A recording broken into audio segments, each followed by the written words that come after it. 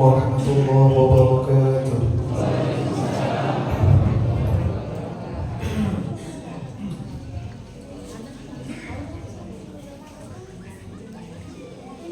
أعوذ بالله من الشيطان الرجيم.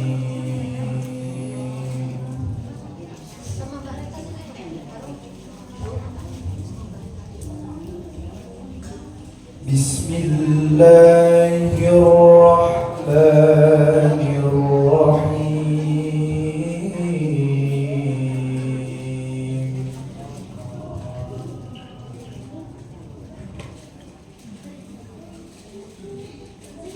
سبحان الذي أسرى بعبده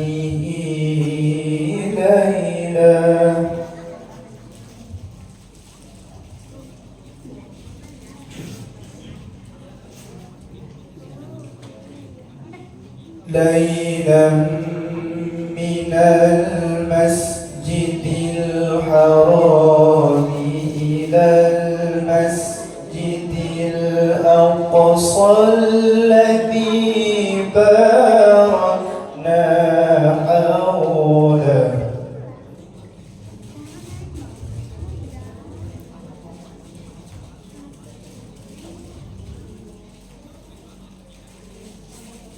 الذي باركنا حوله لنريه من آياتنا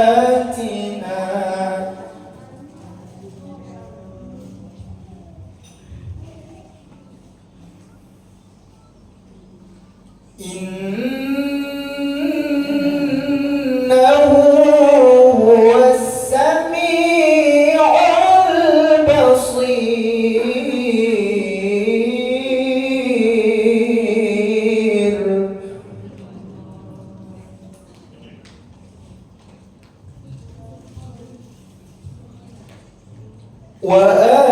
وآتينا موسى الكتاب وجعلناه هدى لبني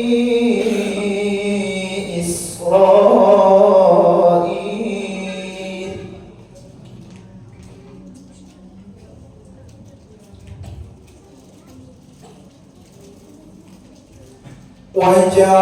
وجعلناه هدى لبني إسرائيل ألا تتخذوا من دوني وكيلا.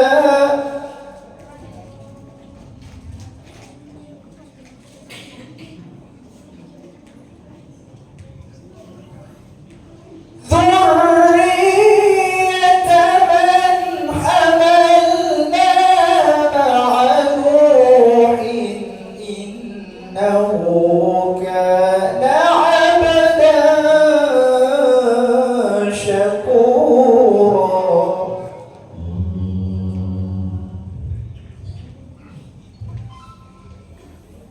بسم الله الرحمن الرحيم.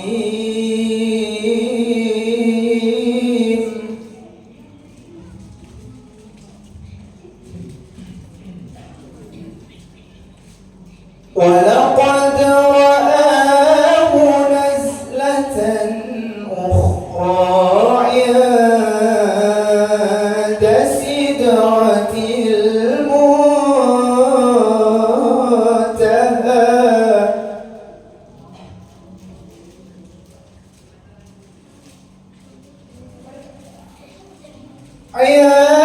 عندها جنة المأوى إذ يغشى السدرة ما يغشى ما زاغ البصر وما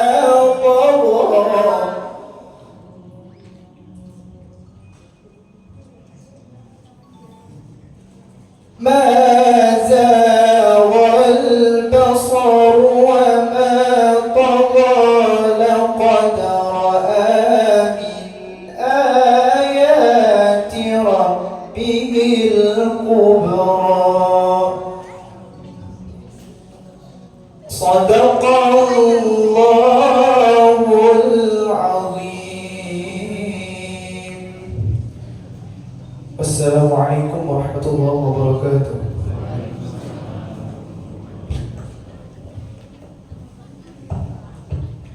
Sadaqallahul azim wa sadaqa rasulul karim wa nahnu ala dzalika minasyahidin wa syakirin. Alhamdulillahirabbil alamin.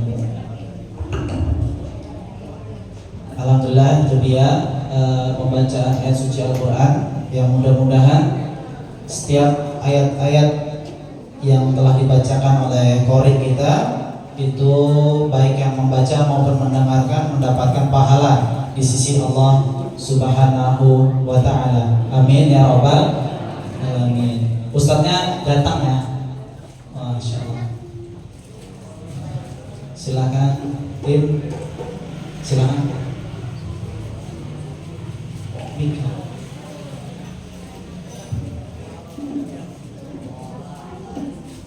Oke.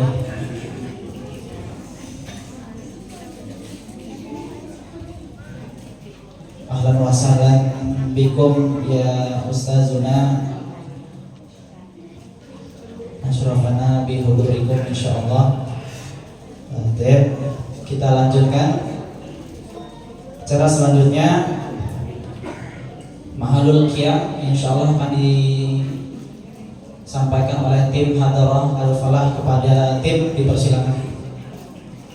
Allahumma shalli wa sallim wa barik alaihi wa alihi wa tasir syudrabahu wa sakif syarru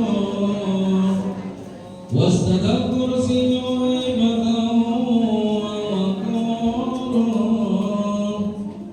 وامتلأت السماوات أنوارا وضرت الملائكة تهليلا وتمجيدا واستغفارا سبحان الله لا إله إلا الله الله أكبر سبحان الله الحمد لله لا إله إلا الله الله أكبر سبحان الله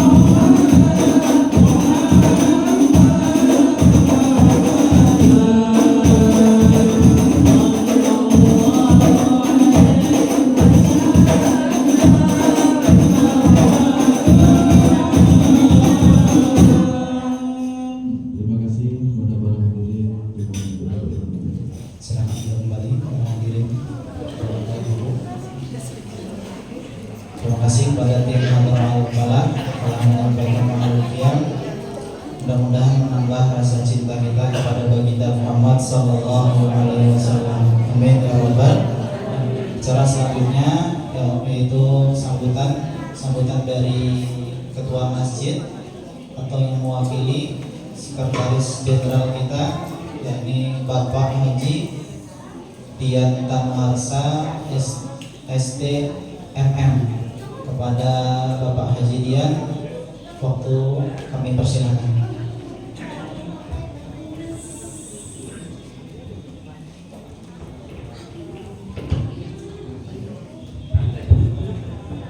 Assalamualaikum warahmatullahi wabarakatuh. Yang kami hormati Ustaz Dias, terima kasih juga lahir Ustaz sudah bersedia hadir.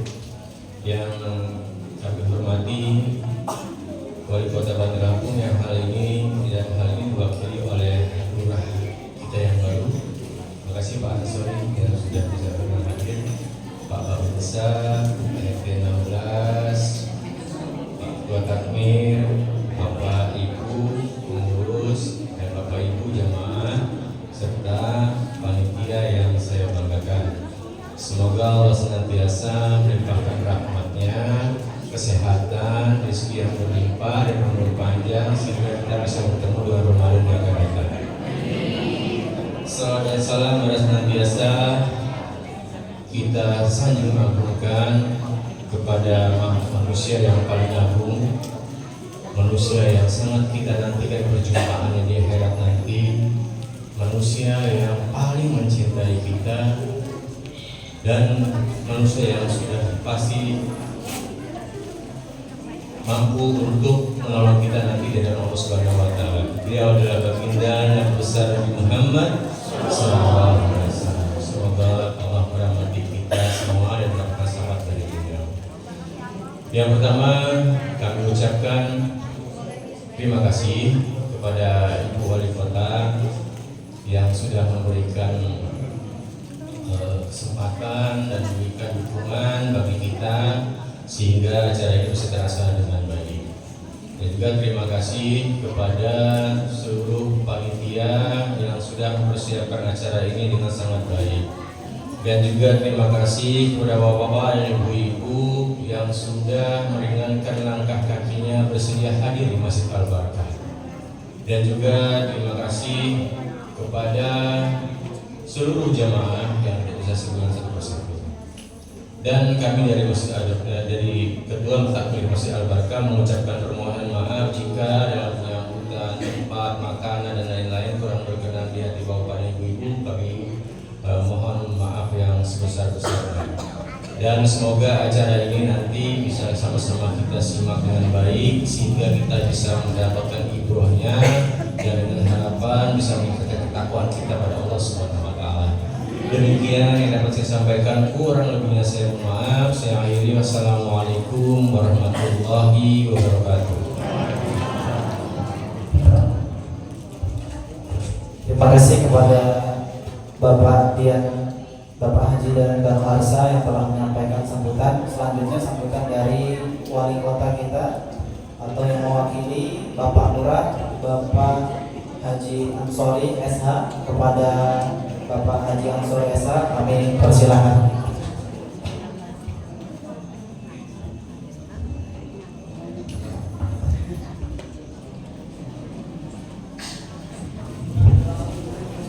Terima kasih. Assalamualaikum warahmatullahi wabarakatuh. Tapi pun sebelum saya membacakan sambutan Wali Kota Bandar Lampung, saya akan memperkenalkan diri. Tentunya nama saya Ansori. Saya Lurah Pematang Wangi yang baru. Pertanggal 29 Desember 2025 kemarin, saya diberikan amanah oleh Wali Kota Bandar Lampung sebagai Lurah Pematang Wangi. Mohon doanya Bapak Ibu semuanya, semoga saya menjadi Lurahan Pematang Wangi ini dalam lindung Allah Subhanahu wa taala. Tentunya mudah-mudahan juga saya dapat melaksanakan tugas saya dengan sebaik-baiknya. Nama saya Ansori, saya alamat di Labuan Dalam. Istri satu, alhamdulillah satu cukup. anak 2. Cukup juga anak yang 2 aja sebanyak-banyak. Mungkin itu sedikit pengantar dari saya, sedikit perkenalan dari saya. Karena ini waktu sudah malam, saya akan membacakan sambutan Wali Kota Bandar Lampung.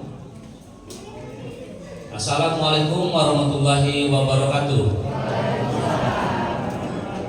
Tabibun,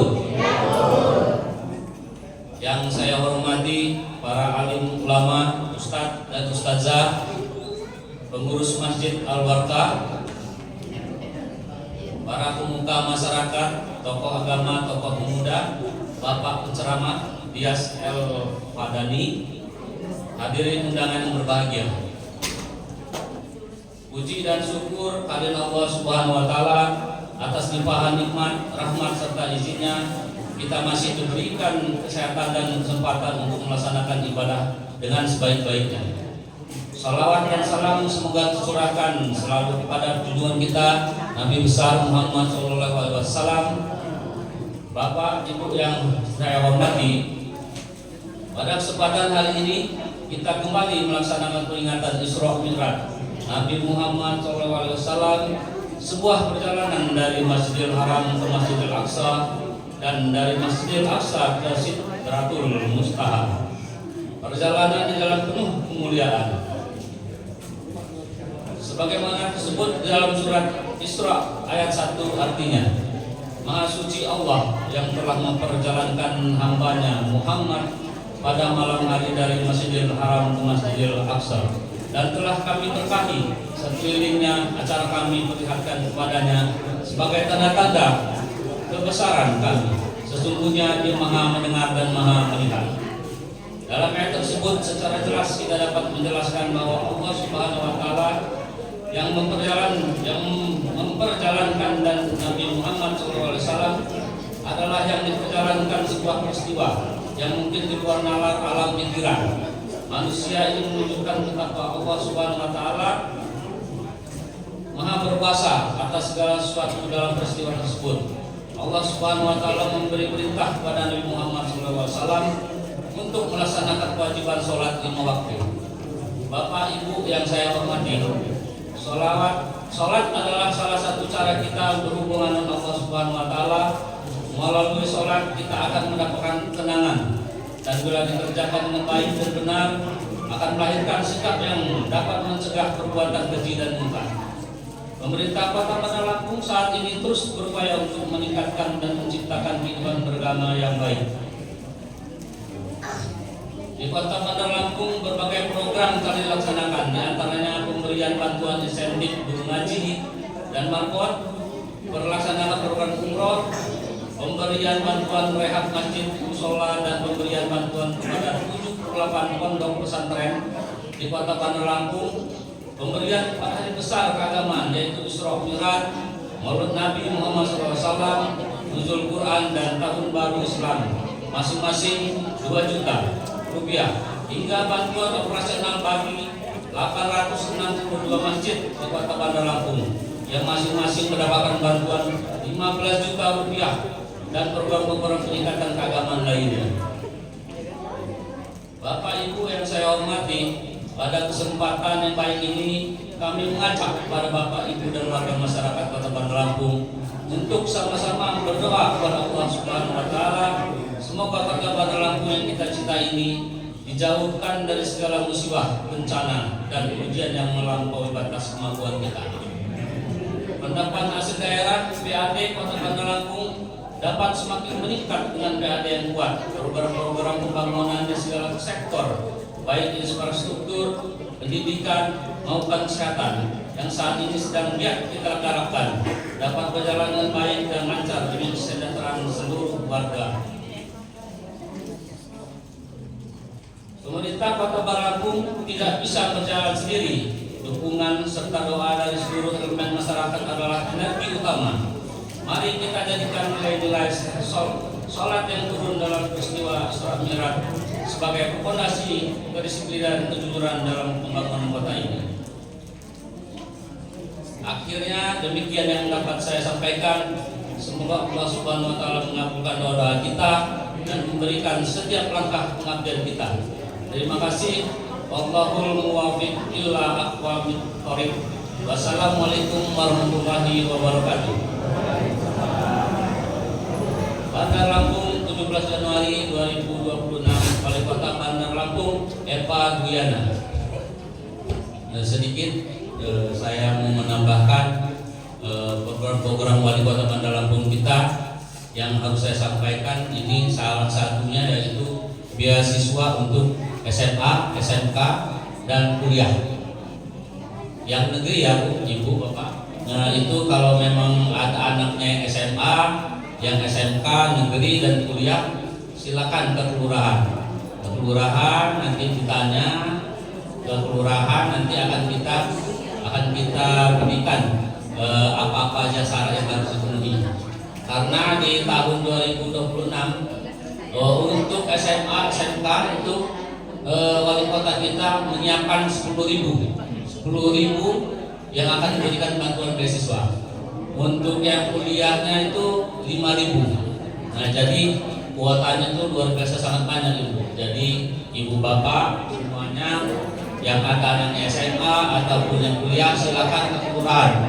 Karena akan kita data nanti akan kita ajukan. Mudah-mudahan siapa yang mengajukan insya Allah akan dapat terkabul nanti ini beasiswanya karena beasiswa tersebut sangat banyak. Kalau yang sebelumnya di 2024 kita keluar 29 Desember kemarin 2025 itu dibagikan. Pas kebetulan itu pas saya dapat undangan ke pelantikan juga 29 Desember 2025. Mungkin itu saja yang bisa saya sampaikan. Mohon maaf apabila ada kekurangan. Saya akhiri. Wassalamualaikum warahmatullahi wabarakatuh. Waalaikumsalam warahmatullahi wabarakatuh. Terima kasih kepada Bapak Haji Ansori SH yang telah menyampaikan sambutan dari Wali Kota. Mudah-mudahan yang disampaikan bisa kita pahami dan bisa bermanfaat untuk kita semua. Amin ya rabbal alamin. Selanjutnya acara inti kita yakni ceramah agama yang insya Allah akan disampaikan oleh Al-Ustadz Maulana Iyas Al-Fadani. Sebelum beliau menyampaikan ceramah agama, saya ingin bacakan dulu biografi singkat sekali, yakni beliau pernah termasuk alumni hadis Jamiah Arabia Raywin dari Pakistan ya. Beliau pernah belajar di Pakistan, kemudian beliau juga beberapa bulan aktif mengisi dakwah di Malaysia. Kemudian juga beliau punya usaha yakni kebuli Abuya Kitchen, nasi kebuli ya. Nanti kapan mungkin bisa Masjid Al-Barkah pesan habis acara misalnya next time kita bisa kebulian bareng-bareng mungkin pesan sama Ustaz Iyas ya. Sebelum ceramah agama dimulai kami ada pantun ya Bapak Ibu, mohon bilang cakep ya. Burung berkicau di dahan jati, suaranya merdu menyejuk hati. Tiba saatnya kita simak tausiah penuh arti dari Ustadz yang insya Allah memberi cahaya iman yang sejati. Amin ya Rabbal alamin. Kepada Maulana Al-Ustadz Iyas Al-Fadani kami persilakan.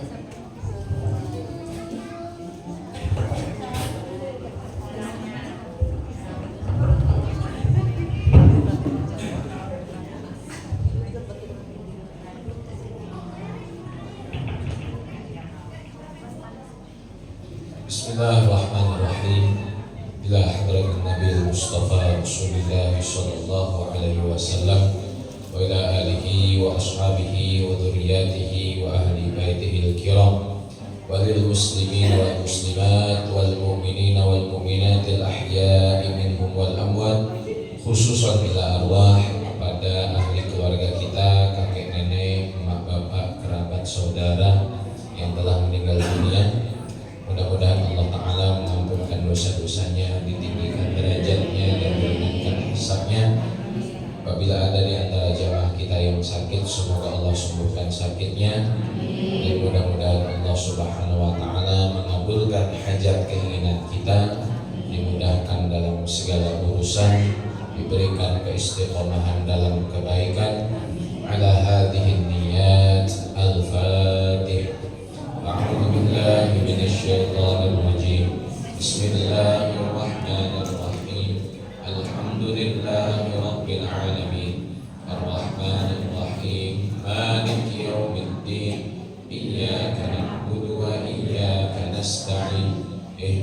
الصراط المستقيم صراط الذين أنعمت عليهم غير المغضوب عليهم ولا الضالين آمين. Assalamualaikum warahmatullahi wabarakatuh.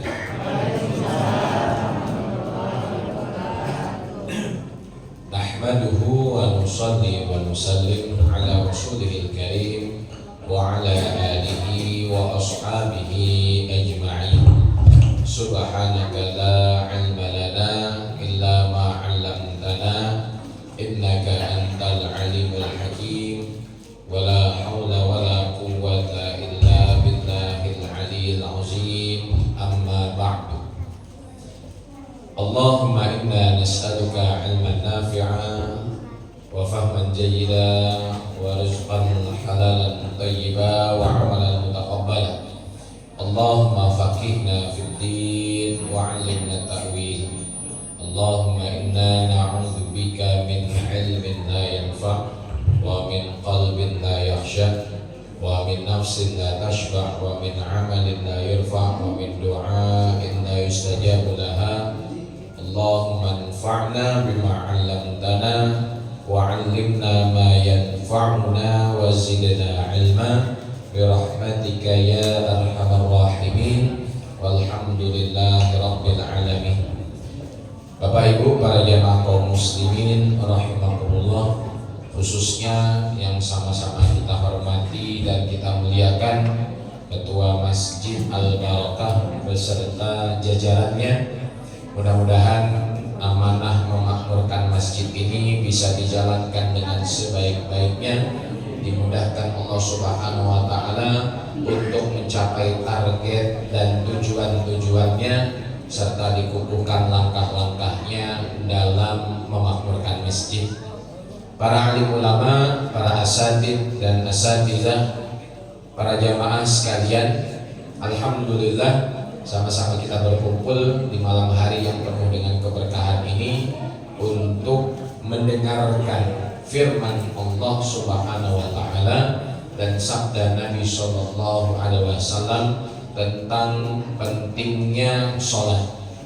Karena di bulan Rajab yang kita ketahui adalah bulan yang dimuliakan Allah, salah satu bulan yang haram, sebagaimana Allah Subhanahu wa taala menyatakannya dalam surah At-Taubah, inna iddatasyuhuri 'indallahi 12 syahran fi kitabillah yauma khalaqas samawati wal arda minha arba'atun hurum.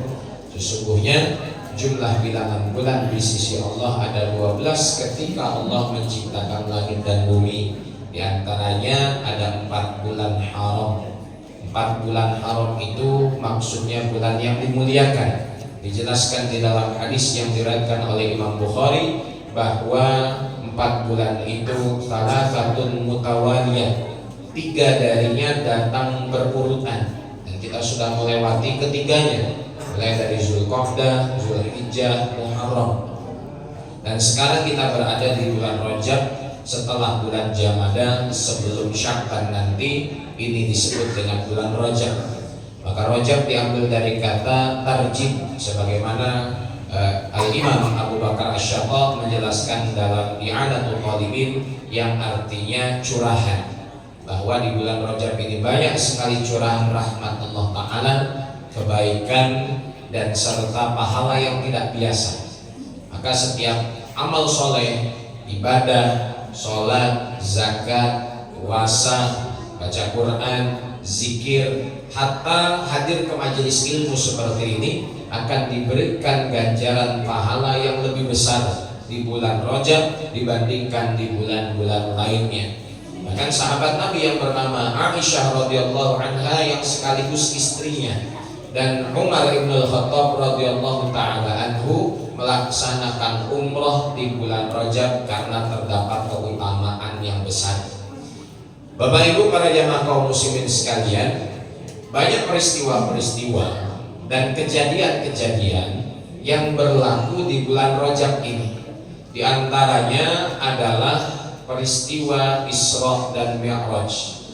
Isra dan Mi'raj adalah peristiwa satu-satunya wahyu Allah Ta'ala yang lain dari seluruh wahyu.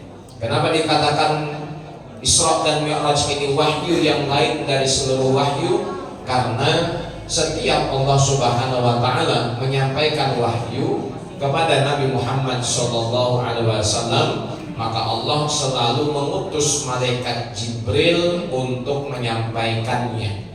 Baik sholat, baik puasa, zakat, perintah haji, dan seterusnya. Tetapi tidak dengan wahyu perintah sholat.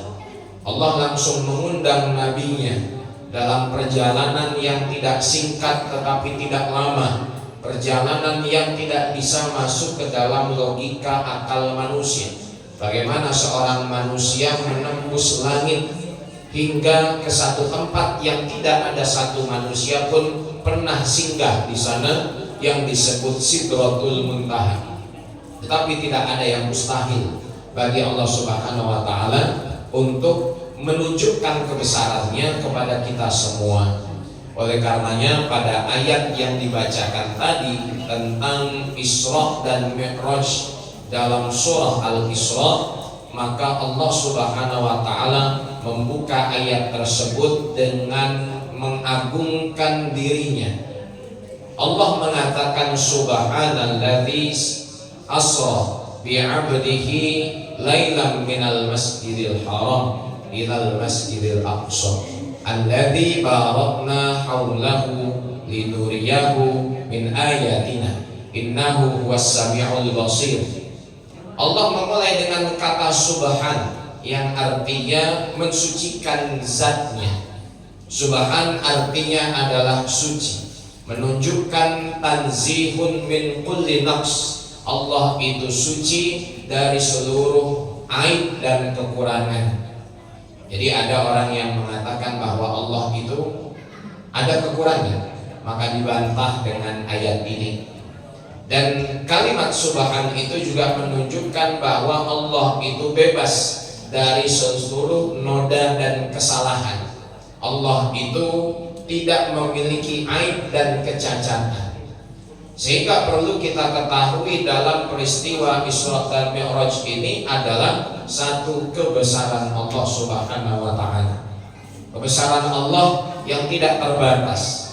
Kebesaran Allah yang ditunjukkan kepada kita agar semakin bertambah orang-orang yang beriman di dalam mendekati Allah Subhanahu wa Ta'ala. Semakin bertambah nilai-nilai ketakwaan di dalam meraih ridha Allah Subhanahu wa Ta'ala. Ya, jadi sering kita mendengar bahwa bagaimana sejarahnya, perjalanannya, syariatnya, hingga Nabi SAW menyelesaikan perjalanan Isra dan Mi'raj ini. Tetapi yang kita lupakan bahwa itu semua bukan kehebatan Nabi Muhammad SAW, melainkan itu semua kekuasaan dan kebesaran Allah Jalla Jalaluhu. Subhanalladzi asra bi'abdihi lailan. Allah memberangkatkan hambanya. Allah menggunakan kata apa Bapak Ibu? Bi'abdihi, hambanya. Kenapa dikatakan bi'abdihi? Karena memang peristiwa Isra Mi'raj ini adalah peristiwa yang terjadi dalam keadaan sadar. Jadi bukan di mimpi Nabi Muhammad seperti sebagian orang menyatakan demikian. Bukan juga hanya ruhnya Nabi Muhammad seperti pendapat sebagian orang. Oh, peristiwa Isra dan Mi'raj itu di dalam mimpi Nabi. Oh, yang diperjalankan itu ruhnya sedangkan jasadnya tidak. Maka dengan kalimat bi'abdihi menunjukkan kepada kita Rasulullah dalam keadaan terjaga. Rasulullah diperjalankan ruh dan jasadnya mulai dari Masjidil Haram ke Masjidil Aqsa hingga ke Sidratul Muntaha. Dan perjalanan itu memakan waktu yang lama tetapi bisa dikatakan singkat. Kenapa dikatakan lama? Kalau secara logika manusia dari Masjidil Haram ke Masjidil Aqsa ratusan kilo terpaut jaraknya.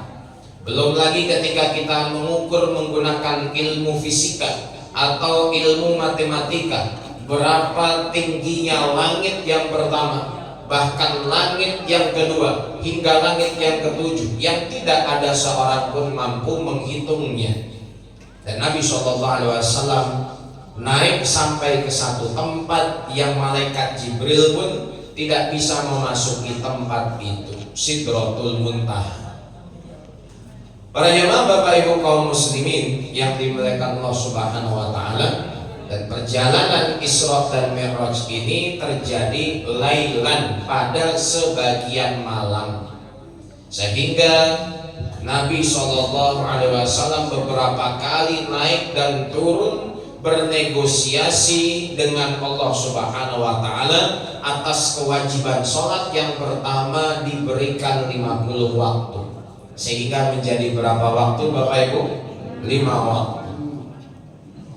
Dan dalam perjalanan itu, mulai dari langit pertama hingga langit ketujuh, Nabi SAW bertemu dengan para nabi dan rasul, seperti bertemu dengan Nabi Adam, Nabi Musa, Nabi Isa, Nabi Ibrahim, dan nabi-nabi yang lain, sebagaimana dikutip dari hadis-hadis yang dijelaskan oleh Imam Al-Bukhari dan Muslim.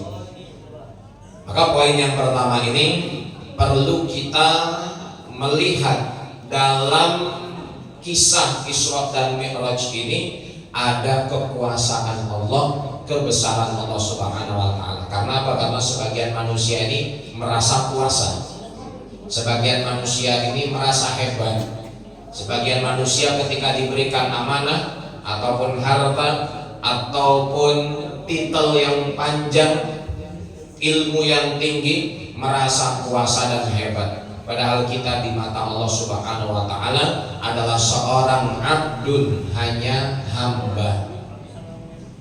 Para jamaah Bapak Ibu kaum muslimin rahimakumullah, poin yang kedua, di dalam surah Al-Isra ayat yang pertama menjelaskan 2 masjid, yaitu Masjidil Haram dan Masjidil Aqsa. Masjidil Haram adalah masjid yang paling mulia di atas muka bumi ini. Menyusul setelahnya Masjid Nabawi, kemudian Masjidil Aqsa. Dalam hadis yang diriwayatkan oleh Imam Muslim, Rasulullah SAW bersabda, "La tushaddur rihal illa ila thalathati masajid." Janganlah melakukan suatu perjalanan kecuali ke 3 masjid ini. Masjidil Haram, masjidku kata Nabi, dan Masjidil Aqsa. Tetapi semua masjid ini di atas muka bumi mulia. Bahkan orang yang memakmurkan masjid dikaitkan dengan kesempurnaan iman. Mungkin pada malam ini yang hadir ke masjid ramai, tapi tidak tahu praktek 5 waktunya seperti apa. Ramai gak 5 waktunya? Ada 10 shaf Pak, sholat zuhur 10 shaf ada Ustaz, tapi tinggal 1,5. Ada sholat subuhnya 5 shaf, ada Ustaz, tapi tinggal setengah shaf. Jadi menjelaskan kepada kita bahwa orang yang memakmurkan masjid dikaitkan dengan keimanan yang sempurna. Bukankah Allah Ta'ala juga menyatakan dalam surah At-Taubah, "Innama ya'muru masajidallah man amana billahi wal yawmil akhir." Sesungguhnya orang-orang yang memakmurkan masjid, rumah-rumah Allah, adalah orang yang beriman kepada Allah dan hari akhir. Kadang-kadang kita merasa cukup untuk sholat di rumah, khususnya bagi laki-laki yang memang dituntut memakmurkan masjid. Padahal tidak ada satu uzur apapun yang menghalangi kita untuk datang ke masjid. Bahkan kita jelas mendengar panggilan azan tetapi tidak menghadirinya. Makanya sahabat Nabi yang bernama Abu Hurairah sedikit keras. Beliau mengatakan, ditumpahkan timah panas di kupingmu itu lebih baik daripada mendengar panggilan azan tetapi tidak menghadirinya. Kalau kita dipanggil atasan kan siap, oke bos, saya berangkat, OTW. Kita kerja di satu perusahaan, atau kita kerja di satu kantor, kemudian ditelepon jam 10 malam sudah mau tidur di rumah. Ketika bos kita bilang, bisa nggak ke rumah saya sekarang, ada hal penting terkait bisnis besok, kita nggak akan bilang besok aja bos, saya sudah ngantuk. Kita pasti akan bilang, siap bos, oke, saya datang. Tetapi kenapa ketika Allah panggil kita, masih banyak urusan-urusan yang tidak bisa ditunda? Bukankah Allah Subhanahu wa Ta'ala yang menciptakan kita, Allah yang memberikan rezeki kita, kita tinggal di bumi Allah, kita memakai fasilitas yang Allah berikan, tetapi kenapa kita tidak memenuhi perintah Allah Subhanahu wa Ta'ala? Saya tanya kepada Bapak Ibu sekalian, ada tidak dari ujung rambut sampai ujung kaki kita bagian anggota tubuh ini yang kita beli sendiri, bukan dari Allah? Mungkin Ibu beli mata di mana, Bu? Beli mata di pasar Tugu. Bapak beli kumis di mana, Pak? Ada yang beli jempol di pasar Beringin juga. Ada fasilitas yang Allah berikan kepada kita yang kita beli sendiri, tidak dari Allah Ta'ala. Ternyata kan tidak ada. Tetapi kenapa fasilitas-fasilitas itu kita tidak tunaikan haknya untuk bersujud di hadapan Allah Subhanahu wa Ta'ala? Maka pentingnya di tahun 2026 ini memakmurkan masjid. Ini poin yang kedua. Sebab apa? Sebab kalau masjid ini tidak dimakmurkan, sedangkan tempat maksiat ramai, maka kita kalah dengan kebatilan. Kalau ada diskotik, kemudian ada tamu undangan spesial dari Jakarta, entah artis lah, entah DJ lah, pasti balehonya terpampang di tengah-tengah jalan raya. Padahal itu mengajak kepada kebatilan. Kenapa kita tidak syiarkan untuk sama-sama memakmurkan masjid dengan cara mengajak, dengan cara menyemangati? Minimal siapapun laki-laki yang berada di rumah kita, sholatnya ke masjid.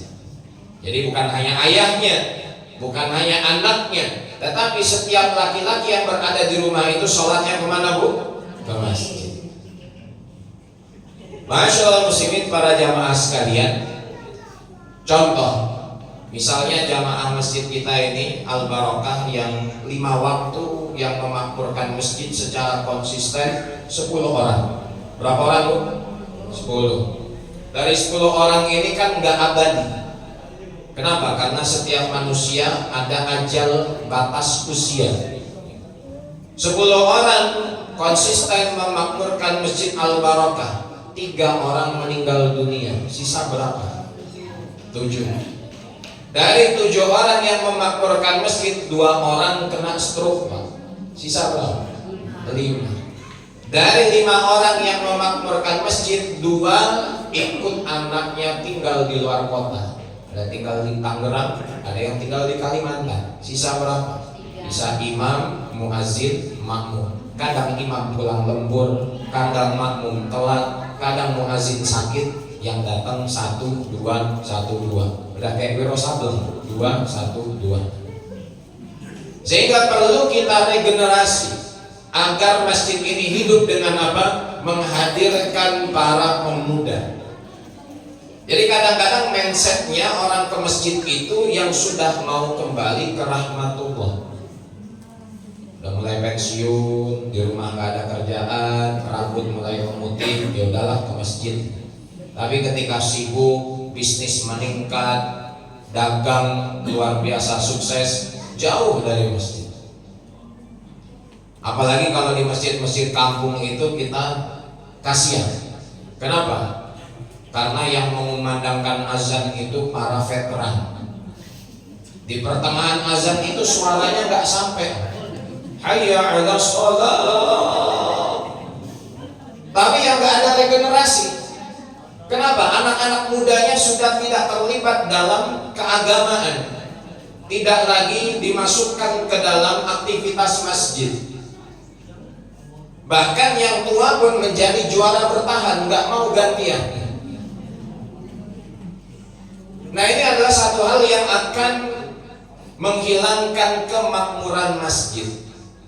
Maka di antara anak bapak ibu semua, kalau ada yang mampu azan, bagus suaranya, bisa jadi imam, silahkan nanti Ramadan dijadwalkan. Azan maghrib isya dijadwalkan. Anak-anak 9 tahun, 10 tahun sudah sangat boleh untuk mengumandangkan azan. Jadi jangan kita borong semua, tapi perlu regenerasi demi apa? Memakmurkan masjid. Sehingga masjid ini terkesan dengan para pemuda, orang-orang yang kuat, orang-orang yang ada harapan besar di dalam diri mereka untuk kemajuan agama di masa akan datang. Karena kemajuan agama di masa akan datang bukan tergantung diri kita yang sudah lansia, tetapi tergantung para pemuda hari ini. Ini poin yang kedua, Bapak Ibu sekalian. Jadi tolong setelah memperingati peristiwa Isra dan Mi'raj, kuantitas sholat berjamaah harus bertambah. Yang biasanya 2 shaf jadi 3 shaf, yang biasanya 3 shaf jadi 3 shaf setengah.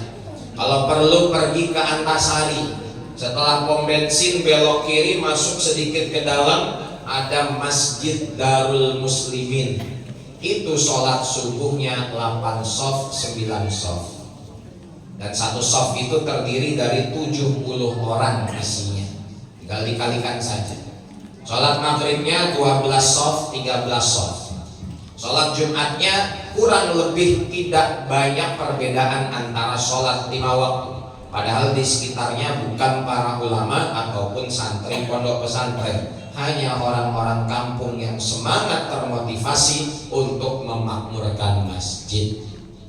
Makanya seorang ulama berkata, idza ra'aita rajulan mulazamatal masajid fashhad lahu bil iman. Jika engkau melihat orang yang bolak-balik masjid, hatinya terpaut kepada masjid, maka saksikanlah dia orang yang beriman.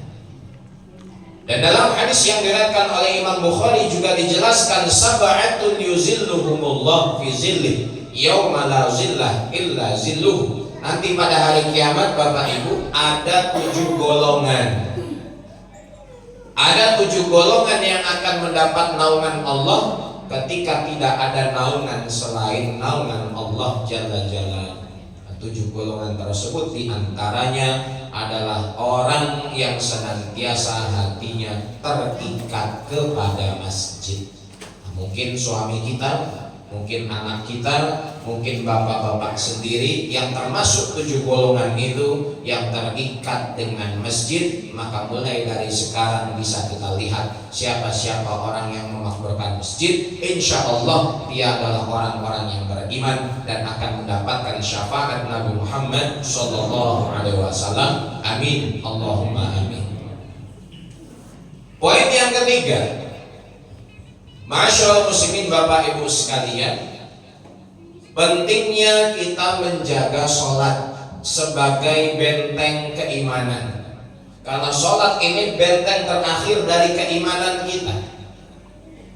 Ketika sholat itu ditinggalkan, maka tidak ada pembeda antara keimanan dan kekufuran. Jadi bagaimana dalam aktivitas yang sibuk, kerjaan yang tidak ada habis, perniagaan yang menguji keimanan kita, sholat tetap menjadi prioritas. Jangan sampai sholat ini kita tunda, jangan sampai sholat ini kita lambat-lambatkan, bahkan mengakhirkannya hingga keluar waktu. Jadi perlu kita rubah mindset yang penting sholat. Kalau yang penting sholat itu nanti zuhurnya 2:30, asarnya 5:30. Kenapa 5:30? Baru pulang kerja. Maghribnya kadang-kadang masuk ke waktu isya. Isyanya jam berapa Pak? Ya tergantung. Selesai nonton bola jam berapa? Jam 10. Isyanya jam 10. Kalau habis nonton bola lanjut di pos ada yang ngajak, ayo kita mulai as joker, maka isyanya udah ganti tanggal. Isya tanggal 13, ngerjainnya tanggal 14. Kenapa? Sholat isya 12:30 malam. subuhnya tertukar dengan sholat duha. Jadi bagaimana kita bisa mendapatkan kualitas sholat yang terbaik? Dengan satu, menjaga waktunya. Sahabat Nabi yang bernama Abdullah ibnu Mas'ud pernah bertanya, ya Rasulullah, ayu a'malin ahabbu ilallah, amal apa yang paling dicintai Allah? Nabi bersabda, as-sholatu fi awwali waqtiha, sholat tepat pada waktunya.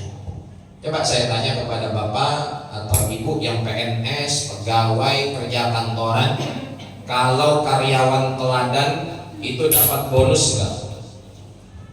Kalau karyawan yang rajin kerja cepat naik pangkat tidak? Kalau karyawan yang baik, dia dapat nilai tambahan, gaji tambahan ataupun bonus tambahan, betul? Nah begitu juga dalam pelaksanaan sholat. Ketika kita bisa menjaganya di awal waktu, maka derajat kita tinggi di hadapan Allah, pahalanya sempurna. Bahkan sholat itu memberikan efek. Apa efeknya, Bu? Tanha anil fahsya'i wal munkar, mencegah dari perbuatan keji dan munkar. Contoh kita yang bekerja kantoran, masuk kerja pagi jam 8. Kira-kira kita berangkat dari rumah jam 8 enggak? Berangkat dari rumah jam 8 Pak? Sebelum itu kan?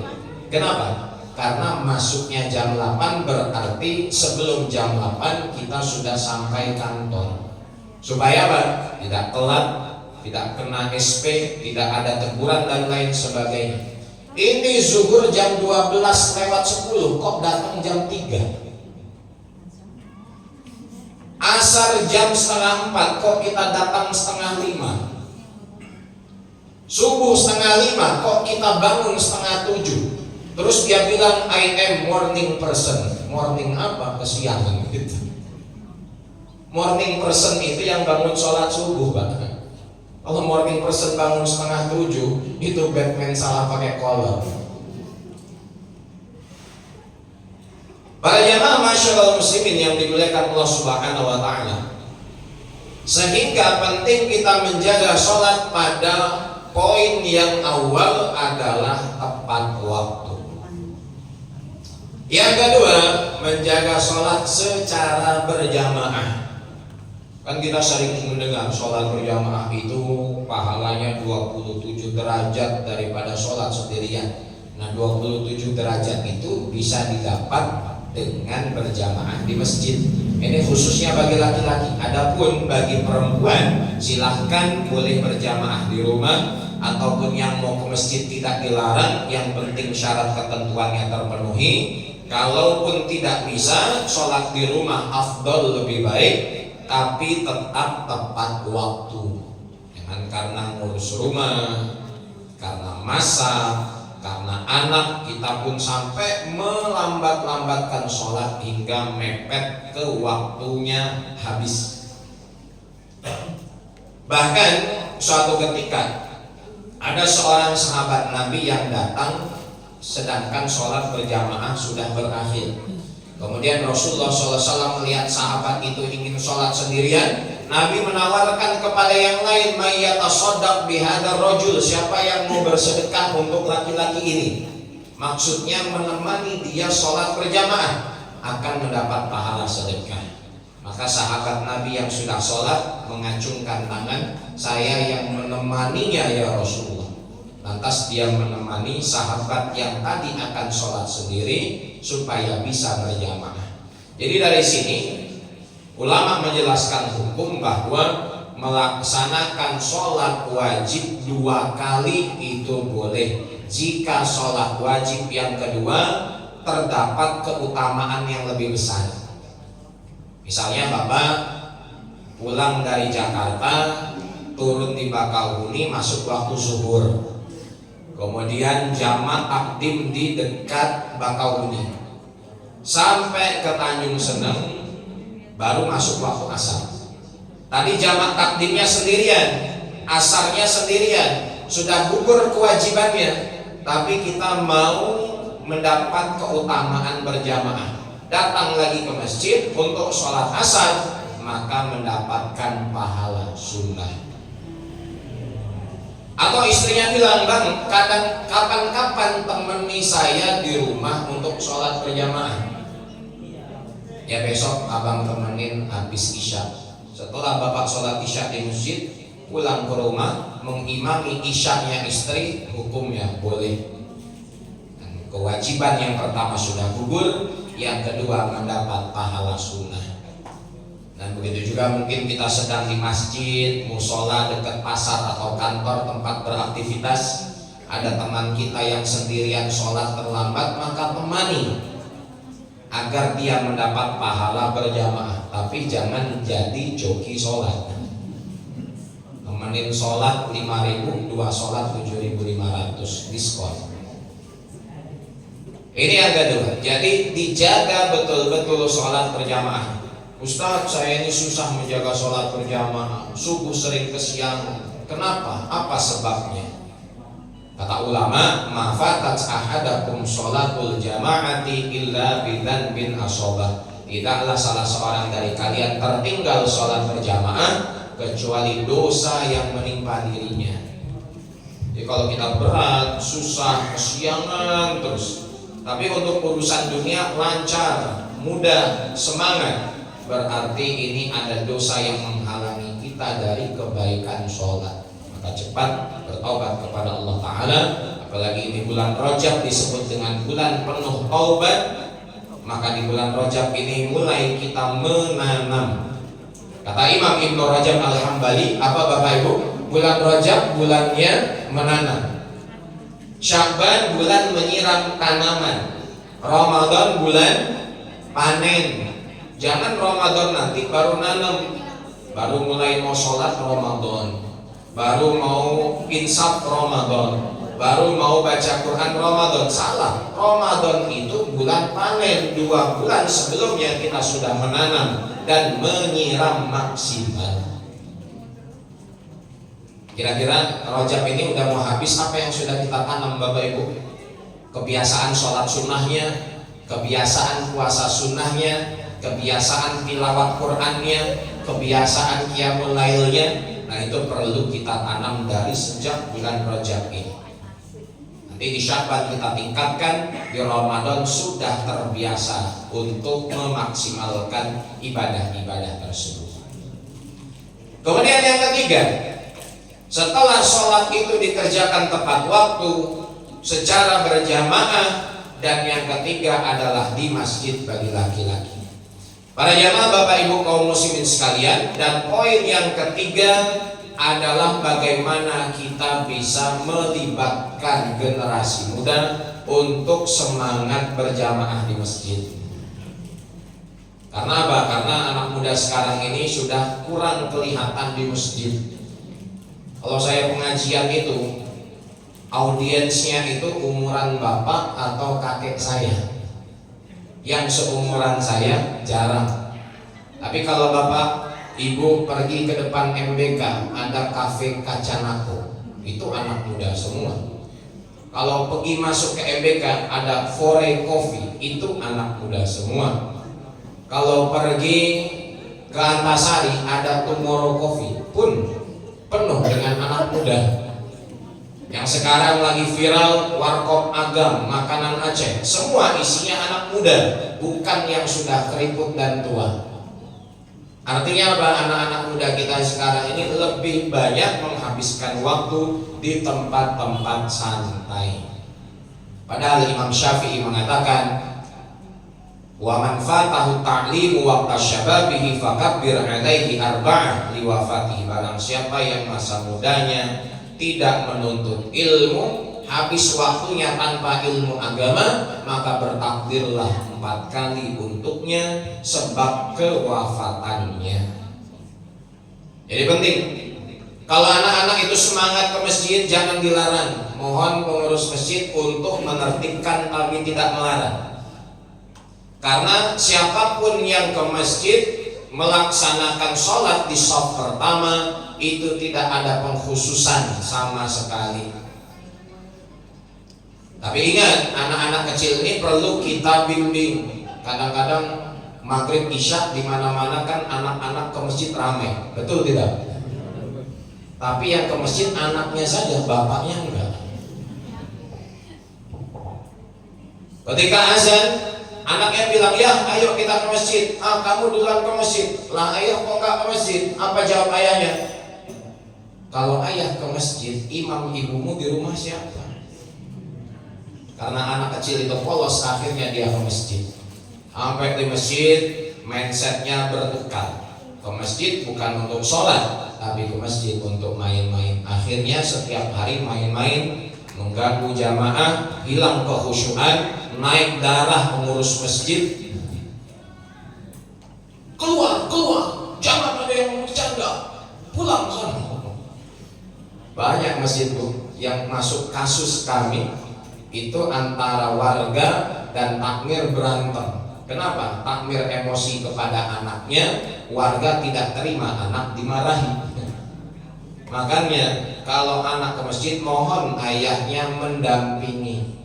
Bukan dilarang anak-anak ke masjid, itu sangat bagus, tapi didampingi ayahnya. Karena ada beberapa tanggung jawab yang tidak bisa dilakukan ibunya. Di antaranya membimbing, mendisiplinkan anak dengan adab-adab masjid. Siapa yang bisa memantau hingga sebelahnya? Ayahnya. Jadi bagaimana kita anak-anak ini ditertibkan, anak-anak ini kita ajak ke masjid, diajarkan sholat betul-betul, sehingga sholatnya tidak main-main. Saya pernah sholat di Masjid Guntur, karena telat di soft paling belakang, itu sama anak-anak. Mungkin sebelah saya ini anak kelas 3 atau 4 SD. Sambil sholat sedang hina-hinaan nama bapak satu sama lain. Yang sebelah sana bilang Andi Kobra, Andi Kobra, Andi Kobra. Yang sebelah saya bilang Anwar, Anwar, Anwar. Dalam hati saya ini pasti nama bapaknya. Terus sampai ke ruku begitu juga Andi Kobra, Anwar. Sampai ke sujud begitu juga Andi Kobra. Yang satu ganti bacaan sujudnya, Subhana Anwar, Subhana Anwar. Sampai begitu. Jadi sholatnya cuma main-main. Kalau itu setahun, 2 tahun, maka tidak terbentuk karakter anak kita. Kenapa? Karena ke masjidnya bukan untuk disiplin ibadah. Nah ini tanggung jawab setiap para ayah. Agar apa? Agar kita bisa menjadikan anak-anak kita aset dan investasi di masa depan. Sehingga jangan mereka semangat ke masjidnya ketika kecil, saat sudah dewasa malah tidak ke masjid. Oleh karena itu, anak-anak yang benar sholatnya, anak-anak yang tidak bercanda sholatnya, jika mereka datang di shaf yang pertama selain di belakang imam maka diperbolehkan. Jadi jangan kita kemudian menghilangkan kesemangatan mereka. Mungkin ada anak-anak yang memang betul sungguh-sungguh ingin sholat, kemudian dia di shaf pertama, atas kita bilang yang kecil di belakang, yang kecil di belakang. Maka ketika anak-anak sholatnya benar, maka sholatnya sah. Ini poin yang beberapa Bapak Ibu. Yang ketiga, yang pertama, peristiwa Isra dan Mi'raj menunjukkan kebesaran Allah Subhanahu wa Ta'ala kepada kita. Yang kedua, berkaitan dengan memakmurkan masjid serta kemuliaan setiap rumah-rumah Allah Subhanahu wa Ta'ala. Dan yang ketiga adalah menjaga sholat dan juga menghimbau kepada generasi anak cucu keturunan kita untuk melaksanakan sholat. Dari sini, kalau kita bisa menjaganya, kita bisa kompak, saling tolong menolong, maka insya Allah setiap masjid di Bandar Lampung ini akan berpikir bagaimana bisa jadi lantai 2, bagaimana bisa jadi lantai 3, bagaimana bisa diperluas. Kenapa? Karena kapasitasnya tidak muat. Ya kalau yang hadir di Masjid Al-Barokah ini 10 shaf tentu tidak muat ya. Sehingga nanti takmir akan berpikir meluaskan masjid, meningkat, memperbesar. Jadi syiar agama ini harus kita tunjukkan di dalam kerukunan, kekompakan sholat berjamaah. Bisa ya Bapak Ibu sekalian ya. Maka Suksesnya ceramah Isra Mi'raj ini bukan karena hebatnya yang berbicara atau titel yang berbicara setinggi langit, tetapi bagaimana kita yang berdengar kemudian bisa mengamalkan dan menyampaikan kepada orang-orang di sekitar kita. Kemudian yang keempat, tambahan bahwa kembali kita bisa mengecek karakter, adab dan akhlak anak cucu keturunan kita, agar semakin anak-anak kita mengenyam pendidikan yang tinggi, semakin terbentuk karakternya. Mulai dari rumah, mulai dari orang tuanya. Jangan sampai anak kita itu hanya berpendidikan tetapi tidak berakhlak. Saya tanya kepada Bapak Ibu sekalian, di zaman dulu tahun 90 atau tahun 80 Bapak Ibu SMA, ada nggak sih murid yang ngeroyok guru? Murid ditempeleng itu takutnya 7 hari 7 malam. Murid yang bersalah ketika berpapasan dengan guru, lebih baik dia muter jalan yang lain. Tapi sekarang apa yang kita lihat di hadapan kacamata kita, guru sudah tidak berharga, murid sudah tidak beradab, bahkan orang tua mengkasuskan guru yang seharusnya memang disitulah bahan tarbiyah disiplinnya. Jadi tidak salah Bapak Ibu sekalian bahwa ada hukuman, ada kedisiplinan, ada bahkan pemukulan yang tidak sampai mencederai. Intinya tidak sampai mencederai. Untuk apa? Untuk mendidik mental dan kedisiplinan anak-anak kita. Jadi pernah satu ketika istri saya sakit, kemudian yang ngajar ngaji digantikan marbot. Kemudian ada anak SD yang diajar karena satu kesalahan, bercanda saja. Pas dites toran tidak bisa. Akhirnya dihukum dengan dijewer yang tidak sampai mencederai. Tapi namanya dijewer pasti telinganya merah. Kemudian orang tuanya marah dan besok dibawa keluar dari TPA. Jangan ngaji lagi di sana. Jadi kalau seperti ini, maka adab akhlak anak kita tidak terbentuk. Kenapa? Ketika kesalahannya didukung, kesalahannya di backup, maka mereka akan merasa benar. Jadi penting kita untuk dari rumah membekali anak cucu keturunan kita dengan akhlak, dengan adab. Kalau zaman dulu tahun 70-an, kita pulang kantor, masuk kampung, itu bawa motor pelan-pelan, kadang-kadang mesinnya dimatiin, didorong. Kenapa? Takut ganggu tetangga.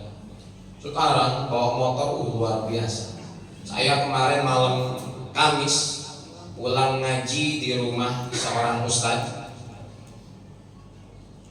Dari Sababalau ke rumah saya hanya 10 menit. Pulang ngaji naik Vespa pelan, ada mahasiswa bawa Vixen ngebut. Kemudian di depannya ada lomba, dia ngambil ke kanan, ngambil ke jalan saya, nabrak saya.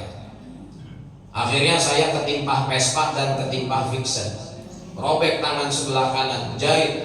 Terus ditanya, kenapa mas bawa motor cepat-cepat sekali? Enggak kelihatan pak.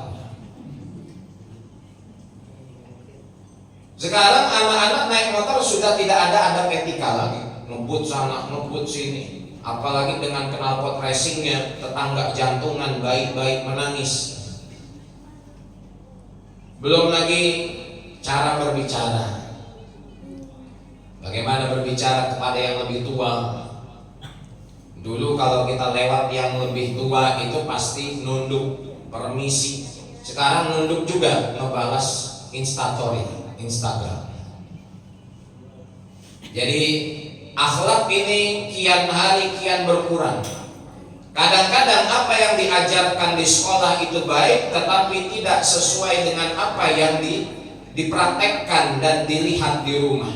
Sehingga pendidikan di sekolah bertentangan dengan pendidikan di rumah. Maka orang tua sebagai madrasah pertama bagi anaknya harus betul-betul mewaspadai adab dan akhlak anak kita. Jangan sampai anak-anak kita hanya menjadi orang-orang yang memiliki ilmu tetapi tidak adab dan akhlak. Ini poin yang keempat. Nah, di antaranya adalah latihan sholat, latihan disiplin berjamaah, diperintahkan untuk sholat dengan baik dan benar. Bahkan ada hukuman-hukuman yang diberikan kalau anak-anak kita meninggalkan sholat. Sebagaimana perintah Rasulullah SAW, muru auladakum bis sholat wahum abna'u sab'i sinin. Perintahkan anak kalian, bapak ibu sekalian, untuk sholat kalau usianya sudah sampai 7 tahun. Anak 7 tahun itu belum wajib sholat, bapak ibu, belum wajib sholat. Tapi kalau kita nggak bilang nak sholat, itu kita dosa.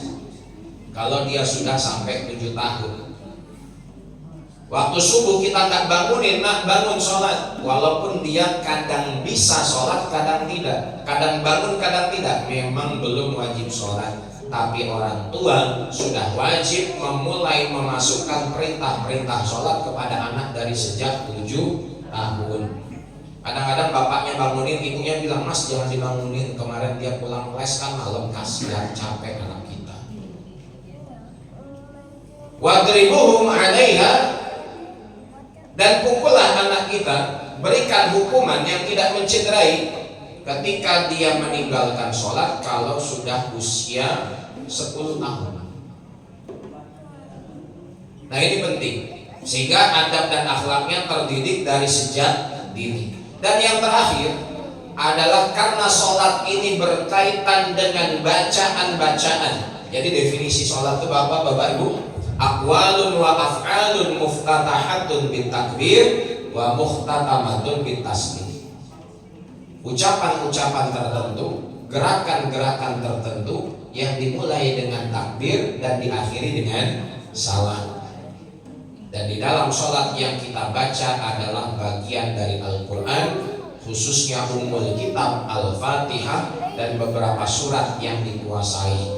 Maka karena sholat itu hukumnya wajib, belajar ngaji juga wajib. Ini perlu agar anak-anak kita, apalagi kita yang kalau belum mampu ngaji, untuk belajar ngaji. Tidak ada kata terlambat. Kalau seumuran bapak ibu pergi ke SMP terus daftar jadi murid, terlambat tidak? Terlambat. Gurunya kaget, ibu mau daftar jadi murid atau jadi kepala sekolah? Tapi kalau seumuran bapak ibu ngaji a, i, u, babi, bu, nggak ada kata terlambat. Bahkan Nabi memuji dengan sabdanya, khairukum man ta'allamal Qur'an wa 'allamahu. Sebaik-baik kalian adalah orang yang belajar Quran dan mengajarkannya. Makanya saya dari sebelum punya anak itu sudah ancang-ancang kalau anak lahir Al-Fatihahnya harus dari orang tua, bukan dari guru ngaji. Ini bukan ngilangin job guru ngaji, tidak. Al-Fatihahnya harus dari orang tua. Kenapa? Karena itu yang akan dia baca setiap hari 17 kali dalam sholatnya. Kemudian nanti baru pemantapannya, surat-surat lainnya silahkan masuk ke TPQ, TPK. Kadang-kadang kan kita orang tua bangga kalau anaknya bisa joget di TikTok disawer ikan paus. Dapat duit. Viewersnya ada 10.000. Anaknya joget-joget di TikTok, bangga. Di sekolah juga begitu, kita bangga kalau anak kita bisa bahasa Inggris, ngambil ekstrakurikulernya bahasa Mandarin, bahasa Jerman. Tapi semua itu akan menjadi sia-sia jika tidak mampu membaca Al-Quran dengan baik dan benar. Maka kalau kita Bapak Ibu sekalian meninggal dunia, kira-kira yang mengalir pahala ke kuburan itu bahasa Inggrisnya anak atau bacaan Qurannya anak? Jangan-jangan yang ngalir ke kuburan kita itu karena nilai matematikanya bagus. Jangan-jangan yang ngalir itu karena dia juara taekwondo. Ini bukan mengecilkan pendidikan formal. Pendidikan formal itu sangat penting, tetapi jangan meninggalkan pendidikan agama yang jauh lebih penting. Anak kita pintar matematika, pintar azan. Anak kita pintar bahasa Inggris, fasih membaca Quran. Anak kita juara robotik, hafal Quran beberapa juz. Kan hebat. Ini baru orang yang dicintai di dunia dan insya Allah dicintai di akhirat. Maka kita harus belajar ngaji. Kenapa? Kalau tidak, sholat kita akan menjadi na'udzubillah sia-sia. Khususnya Al-Fatihah dan ayat-ayat surat-surat pendek. Dan ngaji itu nggak bisa pakai bahasa Latin, Bapak Ibu. Kan sekarang Al-Quran ada tulisan Latinnya. Itu bisa kita baca tapi tidak dibilang ngaji. Alasannya 3. Yang pertama, Allah Ta'ala berfirman, Inna anzalna Qur'anan Arabiyyan la'allakum ta'qilun. Sesungguhnya kami menurunkan Al-Quran berbahasa Arab agar kalian berpikir. Teman saya orang Arab, saya tanya, emang semua orang Arab ini bisa baca Quran? Enggak. Enggak bisa semua orang Arab baca Quran, enggak, kecuali yang belajar membaca Quran. Sama lah kayak kita ada orang Indonesia yang nggak bisa baca tulisan Indonesia, tapi ngomongnya bahasa Indonesia. Kenapa? Karena nggak sekolah. Nah, orang Arab pun begitu. Ternyata tidak setiap orang Arab bisa baca Al-Quran. Tapi kalau mereka mendengar Quran, ngerti karena bahasanya.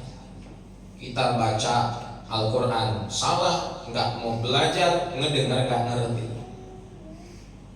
Kemudian sholat kita bagaimana statusnya? Masyaallah muslimin Bapak Ibu sekalian, ini yang pertama. Alasan kenapa Al-Quran nggak bisa dibaca dengan bahasa Latin. Yang kedua, bahwa huruf Latin nggak bisa mewakili huruf Al-Quran.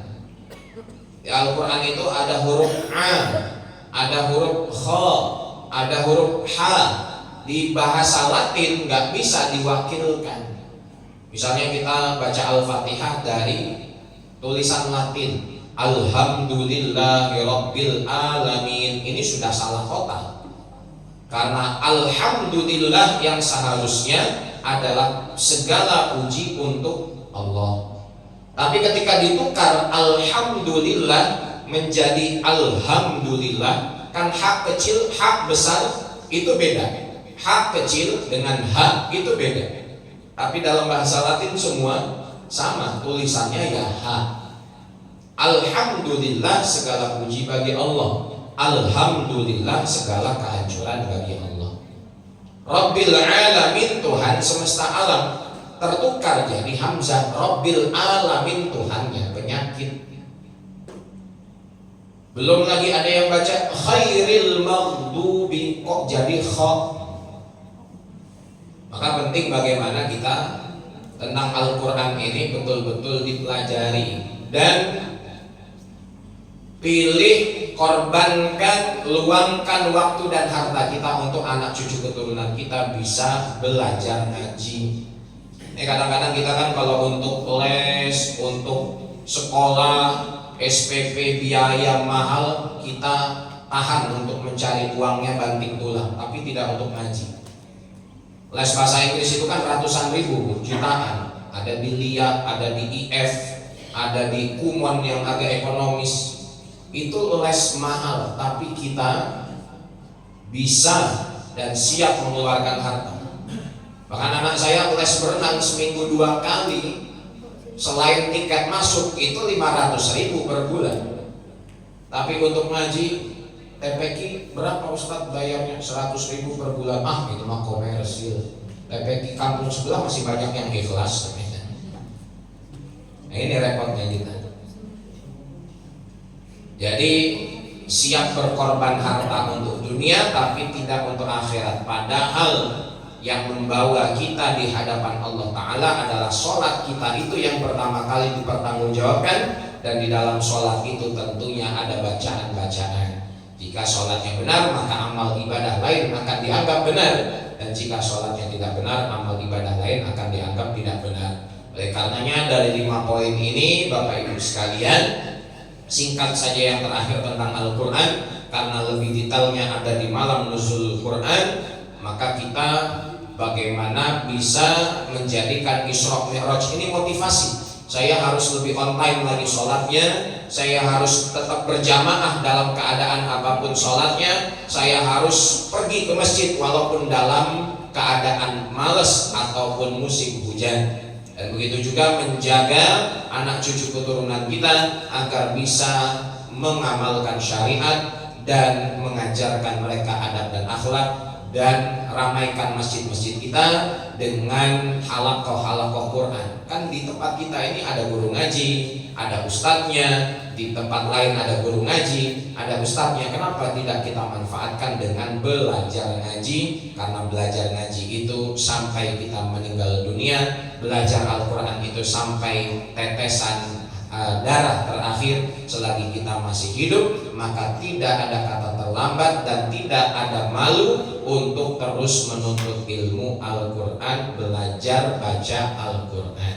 Gitu ya Bapak Ibu sekalian. Jadi jangan jadikan Isra Mi'raj ini seremonial tahunan saja, seru-seruan belaka, tetapi kemudian setelahnya besok lusa tidak ada nilai-nilai positif yang dibawa. Tapi kita harus lebih membangun keimanan kita dengan menjaga perintah sholat ini. Karena sebelum puasa, sebelum zakat, sebelum baca Al-Quran, sebelum infak sedekah, sebelum zikir, Allah akan pertanyakan sholat terlebih dahulu.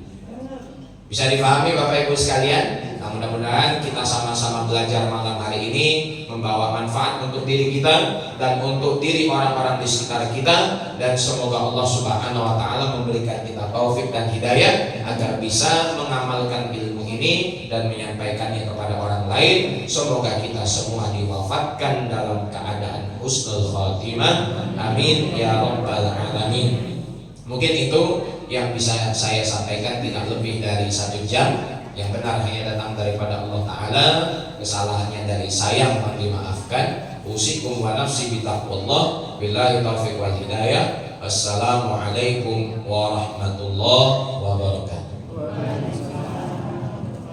Bismillahirrahmanirrahim. Alhamdulillahi rabbil alamin. Wassalatu wassalamu ala asyrafil anbiya'i wal mursalin Sayyidina Muhammadin wa ala alihi wa sahbihi ajma'in. Allahumma ighfir lana dhunubana wa dhunuba walidina warhamhum kama rabbawna shighara. Allahumma inna nas'aluka al-huda wat-tuqa wal-'afafa wal-ghina. Allahumma inna nas'aluka ridhaka wal jannata wa na'udzu bika min sakhatika wan nar. Allahumma a'inna 'ala dzikrika wa syukrika wa husni 'ibadatika. Allahumma taqabbal minna innaka antas sami'ul 'alim wa tub 'alaina innaka antat tawwabur rahim. Allahumma khtim lana bi husnil khatimah wa la takhtim 'alaina bi su'il khatimah. Rabbana zalamna anfusana wa illam taghfir lana wa tarhamna lanakunanna minal khasirin. Rabbana la tuzigh qulubana ba'da idh hadaitana wa hab lana min ladunka rahmah innaka antal wahhab. Rabbana ja'alna muqimas salati wa min dhurriyyatina Rabbana wa taqabbal du'a. Rabbana atina fid dunya hasanah wa fil akhirati hasanatan wa qina 'adzaban nar wa adkhilnal jannata ma'al abrar. Ya Aziz ya Ghaffar ya Rabbal alamin. Ya muqallibal qulub tsabbit qulubana 'ala dinik. Ya musarrifal qulub sarrif qulubana 'ala ta'atik. Wa sallallahu ala Muhammadin wa ala alihi wa sahbihi wa sallam bifadlika subhana rabbika rabbil izzati amma yasifun wassalamun ala mursalin walhamdulillahi rabbil alamin. Taqabbalallahu minna wa minkum. Terima kasih banyak. Subhanallah wa bihamdika asyhadu an la ilaha illa anta astaghfiruka wa atubu ilaik. Jazakumullah khairan katsir kepada Maulana Al-Ustaz Diyas Al-Fadani telah menyampaikan ceramah tausiah yang sangat menyentuh, yang sangat bermanfaat bagi kita semua. Mudah-mudahan apa yang beliau sampaikan bisa menancap di sanubari kita amalkan dalam kehidupan sehari-hari. Amin ya rabbal alamin. Demikian acara kita pada malam hari ini. Karena tadi dibuka dengan pantun, maka kami tutup dengan pantun. menanam bunga di tepi kali, mekar harum mendebar wangi. Sampai di sini pertemuan kali ini. Semoga kita dipertemukan lagi di surga nanti. Amin ya rabbal alamin. Demikian kami ucapkan, mohon maaf jika ada salah. Kami akhiri, wassalamualaikum warahmatullahi wabarakatuh. Silakan tim.